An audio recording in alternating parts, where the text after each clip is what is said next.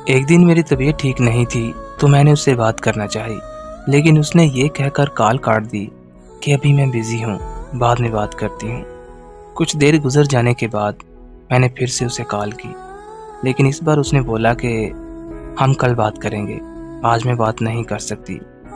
रात को 2 बजे अचानक मेरी आँख खुल गई तो मुझे उसकी याद आई, तो मैंने उसे कॉल मिला दी। उसका नंबर दूसरी कॉल पर मसरूफ़ था।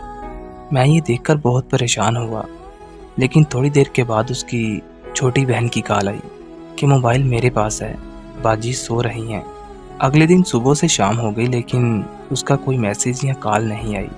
उसको पता था कि मैं ठीक नहीं हूँ, लेकिन फिर भी उसने मुझे कॉल नहीं की। मैंने सोचा चलो मैं खुद ही उसे कॉल कर लेता हूँ। जब मैंने उसे कॉल मिलाई तो उसका नंबर फिर से मसरूफ़ था। मैंने कॉल बंद कर दी। थोड़ी देर के बाद उसने मुझे कॉल की और कहा मैं कज़न से बात कर रही थी। मैं खामोशी से उसकी बात सुनता रहा और फिर कुछ देर तक हम दोनों खामोश रहे। फिर वो मुझे कहने लगी कि अगर कोई बात नहीं करनी तो मुझे बता दो, मैं कॉल बंद कर देती हूँ। मैंने उसे कहा जैसे तुम्हें ठीक लगे। उसने कहा ठीक है, लेकिन अब मुझे कॉल मत करना। इतना कहने के बाद उसने कॉल कट कर दी। मैंने कुछ देर के बाद फिर उसे कॉल मिलाई तो उसका नंबर फिर से मसरूफ़ था। इस बार उसने मुझे कॉल की तो वो बहुत गुस्से में थी। मुझे कहने लगी मेरी बात गौर से सुनो, अब मैं तुम्हें प्यार नहीं करती, मैं किसी और को पसंद करने लगी हूँ। 3 साल का रिश्ता उसने एक पल में ख़त्म कर दिया। मैंने उससे पूछा कि कौन है वो लड़का जो तुम्हें मुझसे ज़्यादा प्यार करने लगा है। वो मुझे कहने लगी तुम होते कौन हो मेरी लाइफ में इंटरफेयर करने वाले। मैंने उसे कहा कि यार मैं तुम्हें प्यार करता हूँ, तुम मुझे भूल गई। इतने में उस लड़के की कॉल आ गई। उसने मेरी कॉल कट किए बगैर उसकी कॉल रिसीव की। मैंने भी कॉल कट नहीं की।